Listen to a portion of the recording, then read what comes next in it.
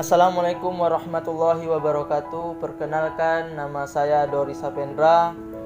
Saya dari jurusan akuntansi Fakultas Ekonomi dan Ilmu Sosial UIN Suska Riau. Sebelumnya, jangan lupa subscribe channel Dori Sapendra channel, dan jangan lupa like, komen, dan share video ini. Baiklah, di sini saya akan mengulas sejarah singkat tentang perkembangan perusahaan Alibaba. Perjalanan selama 20 tahun yang dimulai pada tahun 1999. Alibaba didirikan oleh 18 orang yang dipimpin oleh Jack Ma. Perusahaan ini bertempat atau bermarkas di kota Tiongkok Hangzhou. Pada awal kelahirannya, Alibaba mendapatkan investasi sebesar 20 juta US dollar Amerika dari investor SoftBank. Saat itu Jack Ma mengatakan sama sekali tidak memprioritaskan keuntungan, melainkan mereka hanya berbicara tentang visi bersama, lalu mereka membuat keputusan yang cepat.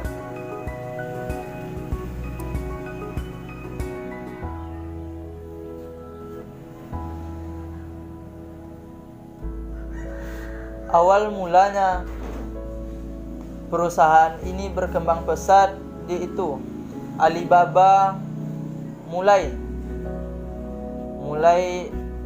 berintegrasi, berkomunikasi dengan perusahaan-perusahaan lain.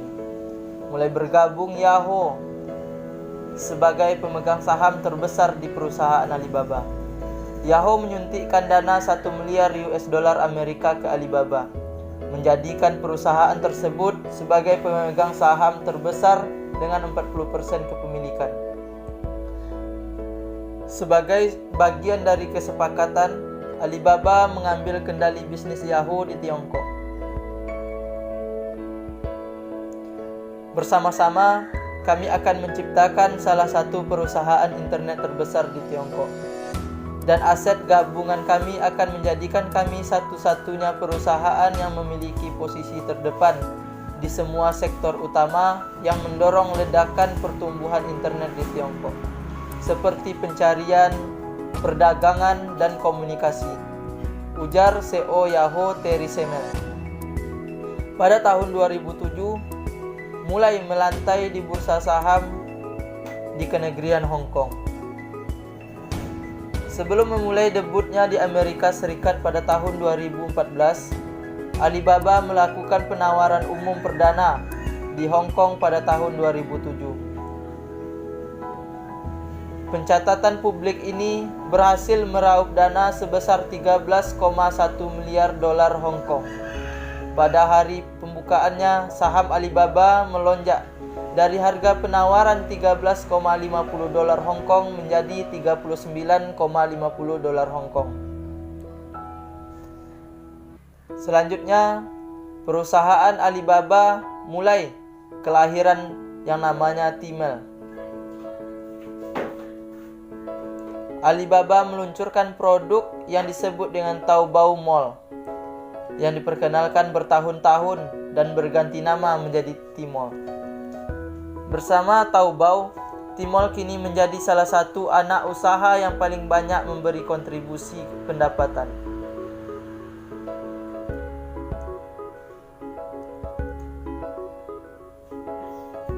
Pada tahun 2009, bisnis cloud diluncurkan.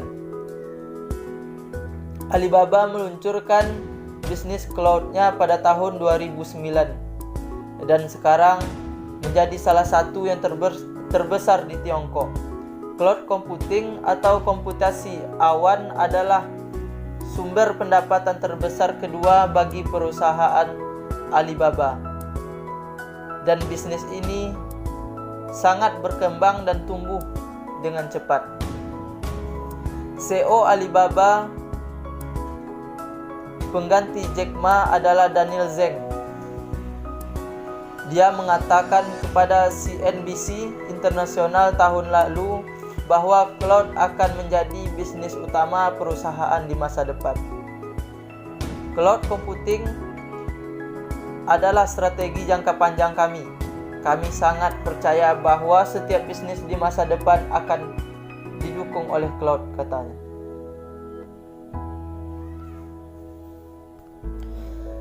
Pada tahun 2012, tepatnya bulan September, perusahaan Alibaba membeli sebagian saham dari Yahoo. Alibaba membeli kembali setengah dari 40% saham yang dipegang Yahoo seharga 7,6 miliar US dolar Amerika.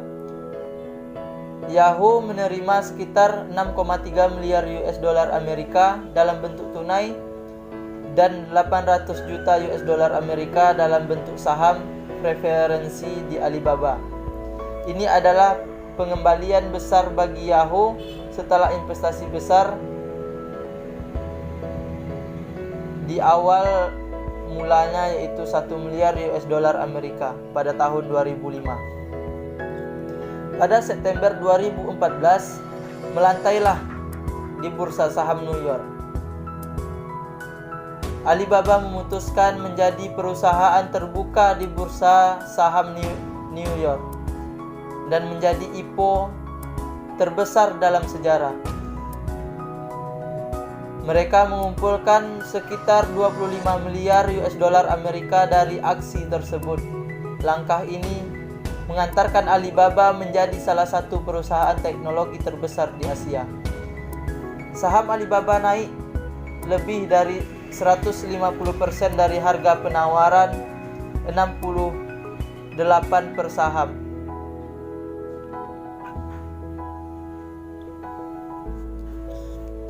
Pada tahun 2016, tepatnya bulan April, perusahaan Alibaba mulai menjadi salah satu perusahaan terbesar di dunia. Atau kita lebih mengenal, perusahaan ini sudah go internasional. Sejak didirikan 20 tahun yang lalu, Alibaba sangat fokus pada pasar domestiknya, membantu merek asing dan lokal menjual produknya ke konsumen Tiongkok. Tetapi pada April 2016, perusahaan mengambil alih saham di Lazada yang berbasis di Singapura. Perusahaan e-commerce yang melayani beberapa pasar di Asia Tenggara. Itu menandai go internasionalnya pertama Alibaba di ranah e-commerce.